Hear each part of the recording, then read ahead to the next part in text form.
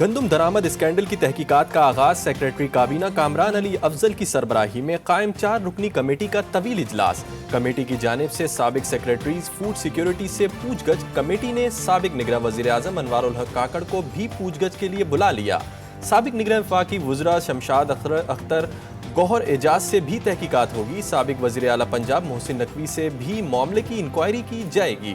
Committee ذرائع کا کہنا ہے کہ نگراں وفاقی کابینہ ارکان کا گندم درآمد کے معاملے پر اہم کردار ہے، ان سے انکوائری کے بغیر رپورٹ نامکمل ہوگی۔ کمیٹی نے کسٹم کراچی پورٹ اور ایف بی آر کے متعلقہ افسران سے تفتیش مکمل کر لی۔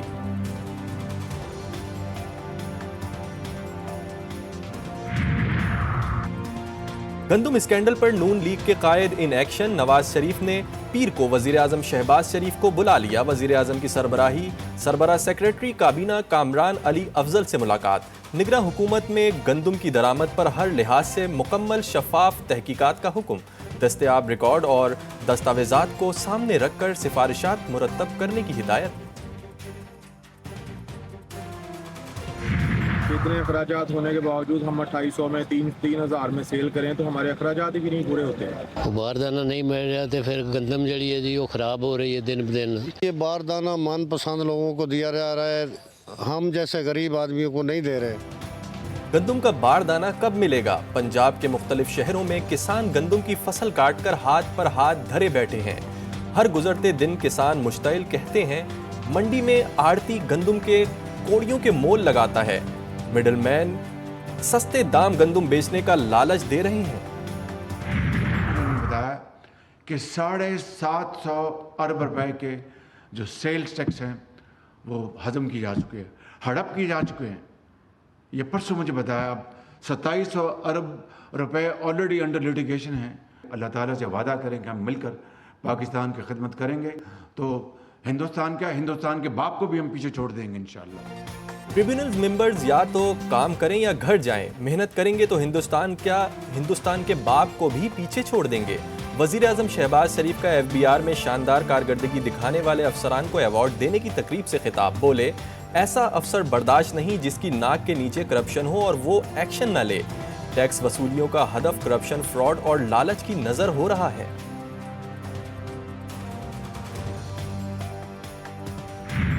آڈیو لیکس تحقیقات کیس سے متعلق اہم پیش رفت۔ اسلام آباد ہائی کورٹ نے گزشتہ سماعت کا حکم نامہ جاری کر دیا۔ عدالت نے D G I B, D G F I A اور چیئرمین پی ٹی اے اور پیمرا کو توہین عدالت کے معاملے میں ابتدائی نوٹس جاری کر دیے۔ جسٹس بابر ستار پر اعتراض کی درخواستوں کو عدالت نے بدنیتی پر مبنی قرار دے دیا۔ P T A, F I A, I B, PEMRA کی جج پر اعتراض کی درخواستیں خارج۔ درخواستیں دائر کرنے پر چاروں اداروں پر 5-5 لاکھ روپے جرمانہ عائد۔ فیصلے میں مزید کہا گیا چاروں اداروں نے درخواستوں کے ذریعے جج کو پریشرائز کرنے کی کوشش کی۔ نان فائلرز سے ٹیکس وصول کھٹائی میں پڑ گئی۔ پاکستان ٹیلی کمیونیکیشن اتھارٹی اور فیڈرل بورڈ آف ریونیو آمنے سامنے۔ پی ٹی اے نے 5 لاکھ سے زائد سمز بلاک کرنے کی مخالفت کر دی۔ پی ٹی اے کا کہنا ہے کہ نان فائلرز کی سمز بلاک کرنے کا عمل ہمارے نظام سے مطابقت نہیں رکھتا۔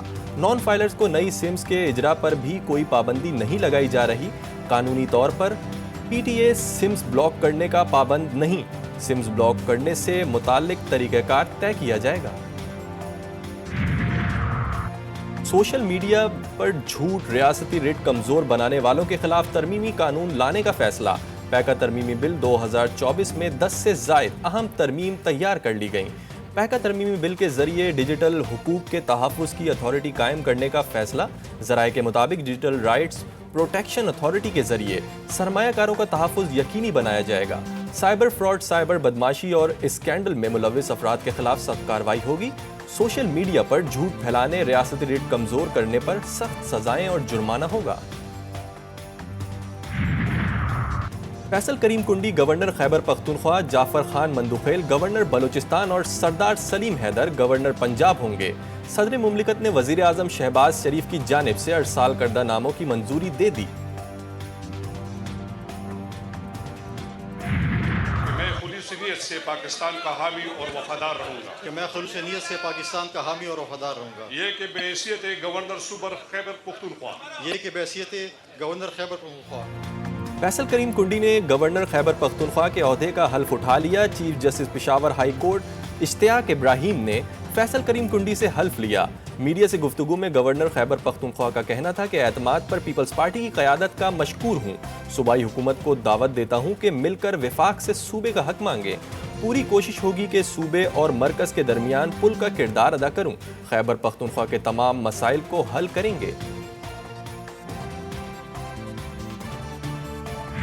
سماجی معاہدہ ہے لوگوں کے درمیان، اس سلسلے میں ہم آئے تھے 8 تاریخ کو آئین کی بالادستی پہ سیمینار سمجھیں، جس میں ہم جرنلسٹوں کو بھی بلا رہے ہیں، دانشور لوگوں کو بھی بلا رہے ہیں، الکلفیم کے لوگوں کو بھی بلا رہے ہیں۔ اتحاد برائے تحفظ آئین پاکستان کی احتجاجی تحریک میں تیزی۔ محمود خان اچکزئی کی سربراہی میں اپوزیشن رہنماؤں کی امیر جماعت اسلامی سے ملاقات۔ حافظ نعیم الرحمان کو احتجاجی تحریک میں شمولیت کی دعوت۔ میڈیا سے گفتگو میں محمود اچکزئی بولے، آئین کی بالادستی کے لیے اتحاد بنانے کی کوشش کر رہے ہیں۔ اسد کیسر نے کہا، ملک میں اس وقت جنگل کا قانون ہے، مینڈیٹ کسی کو ملا، حکومت میں کوئی اور ہے۔ حافظ نعیم الرحمان کا کہنا تھا کہ آئین و جمہوریت کی بالادستی پر ہمارا اصولی اتفاق ہے۔ جماعت اسلامی اپوزیشن کے احتجاج میں ضرور شریک ہوگی۔ جماعت اسلامی آپ نے سیمینار کی دعوت دی ہے، اس دعوت کو ہم قبول کرتے ہیں اور انشاءاللہ جماعت اسلامی کی نمائندگی اس میں ہوگی، ہم مشاورت کریں گے اور سیمینار ظاہر ہے جمہوریت کی بالادستی کا ہوگا اور اس پر سب بات کریں گے تو ہم پوری بات کریں گے۔ جماعت اسلامی کو تو جچتا بھی ہے کہ جمہوریت پہ وہ بات کریں۔ سلیکٹیو جو ہے انہوں نے مذاکرات کرنے ہیں تو مذاکرات کی ناکامی پہلے دن سے ظاہر ہے۔ ان مذاکرات کا کوئی فائدہ نہیں۔ میں تو اس وقت اس بات کا حامی ہوں کہ اگر کوئی ڈائلاگ ہونا ہے تو نیشنل ڈائلاگ ہو، جس میں تمام تر اسٹیبلشمنٹ ہے، ہمارے عدلیہ ہے، ہماری سیاسی جماعتیں ہیں، دوسرے لوگ جو ہیں، جتنے بھی پاور سٹرکچر کے جو کمپوننٹس ہیں وہ موجود ہوں۔ سلیکٹیو مذاکرات کا کوئی نتیجہ نہیں نکلے گا۔ ملک میں اسٹیبلشمنٹ، عدلیہ اور سیاستدانوں سمیت قومی مکالمے کی ضرورت ہے۔ وزیر دفاع خواجہ آصف نے پی ٹی آئی کی کوششوں کو لا حاصل قرار دے دیا۔ کہتے ہیں 9 مئی کو فوجی تنصیبات پر حملہ کیا گیا، پارلیمنٹ کے اجلاس میں واقعے کی مذمت کریں گے۔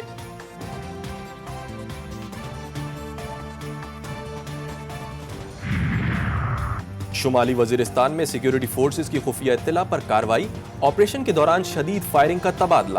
پاک فوج نے 6 دہشت گرد جہنم واصل کر دیے۔ آپریشن کے دوران دہشت گردوں کا ٹھکانہ بھی تباہ کر دیا گیا۔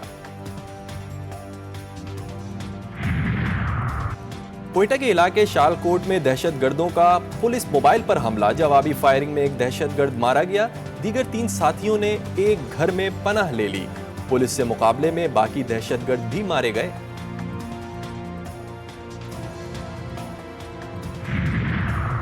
لاڑکانہ میں شہری کے گھر مسلح افراد کی فائرنگ اور راکٹ لانچر سے حملہ۔ ماں بچوں سمیت 5 افراد شدید زخمی، تشویشناک حالت میں چاند کا اسپتال لاڑکانہ منتقل۔ پولیس نے واقعے کی تحقیقات اور ملزمان کی تلاش شروع کر دی۔ لاہور کے علاقے سندر میں بیٹے نے باپ کو گولیاں مار کر قتل کر دیا۔ پولیس کے مطابق رنگیل پور گاؤں سندر میں محمد اکرام نے بیٹے کو ڈانٹا، جس پر اس نے فائرنگ کر دی۔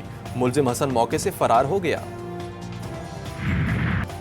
غزہ میں قابض فوج کی وحشیانہ کارروائیاں جاری۔ شجاعیہ، الظہور اور البریج کیمپ پر بمباری، نصیرات کیمپ، خان یونس، دیر الصباح اور رفح میں بھی حملے۔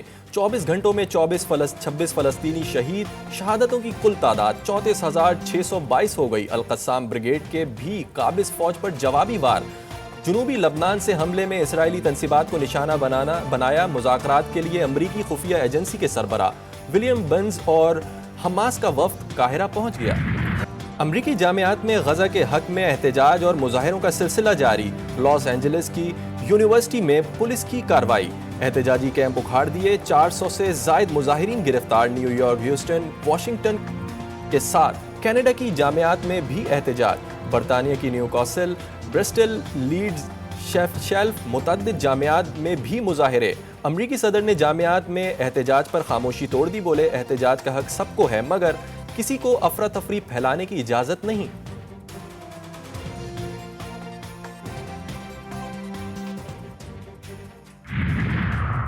ہسپانوی لا لیگا ٹائٹل کا فیصلہ ہو گیا۔ بارسلونا کو گیرونا نے غیر متوقع طور پر 4-2 گول سے شکست دے دی، ریال میڈرڈ کو چیمپئن بنا دیا۔ یہ لا لیگا میں ریال میڈرڈ کی 36ویں ٹرافی ہے۔ Midfielder Jude Bellingham Real Madrid کی کامیابی کا اہم کردار، پہلے سیزن میں 36 میچز میں 18 گول اسکور کیے۔ قومی کرکٹ ٹیم نے دورہ آئرلینڈ اور انگلینڈ کی تیاریاں شروع کر دیں۔ کھلاڑیوں کی قذافی اسٹیڈیم لاہور میں پریکٹس، دونوں ٹیموں کے درمیان T20 سیریز کا آغاز 10 مئی سے ہوگا۔